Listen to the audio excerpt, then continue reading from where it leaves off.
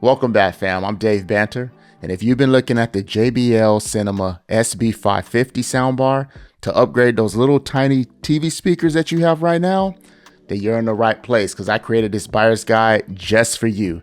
In this video, I'm going to be going over build quality, audio performance, features, setup, and so much more. So without further ado, let's get right into it. The JBL Cinema SB550 is an affordable 3.1 soundbar that I believe provides a lot of value. Starting with the build quality, around the soundbar, you're going to get all plastic. It's a hard plastic. Now on the front, there's a metal grill, which is very nice.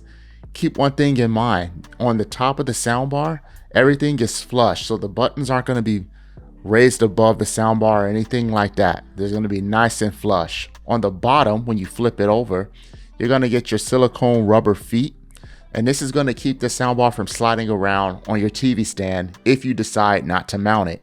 Taking a look at the subwoofer, you're going to notice the logo on the front, but it's constructed of that wood-like material that I normally talk about, but it actually looks pretty premium. On the back, you're going to get that plastic base port. It's a down-firing sub, so it's going to give you 4 of those rubberized feet to keep the sub off the ground. Audio performance, you're looking at 250 watts. Let's break it down. 150 for the soundbar, 100 for the subwoofer. So in a medium to small space, this soundbar is going to get pretty loud. You have a left, right, and center channel, and you have 2 tweeters on each side there. Now you know we got to pump the brakes because we haven't talked about bass yet. Remember when I said the subwoofer was 100 watts? Well, the size of that woofer is actually 5.25. Now I know that's not the largest woofer you ever heard or seen. For that size and that wattage, I rock with it. It's gonna thump, y'all. Again, medium to small space, it's gonna thump. This soundbar has 3 audio modes: voice, music, movies. Now there is a bass button that allows you to adjust the bass from levels 1 through 5. Now looking at the inputs, it's going to be very simple to connect this soundbar. First, you have HDMI ARC, not eARC, optical port, which is very easy to connect, and it has USB. Now USB in the US, you can play music from the USB. For other regions, that's going to be for service.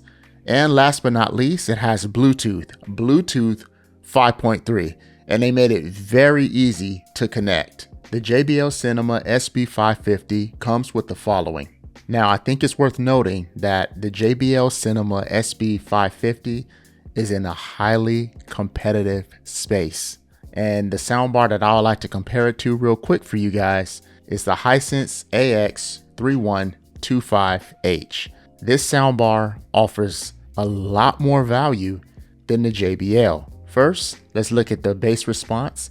You're going to get not a lot, but a little bit more bass response out of the Hisense. As you can see, the frequency for the Hisense is 40 Hertz through 20 kilohertz. As with the JBL, you're looking at 45 Hertz to 20 kilohertz. The subwoofer is bigger on the Hisense. It's a 6.5 versus the 5.25.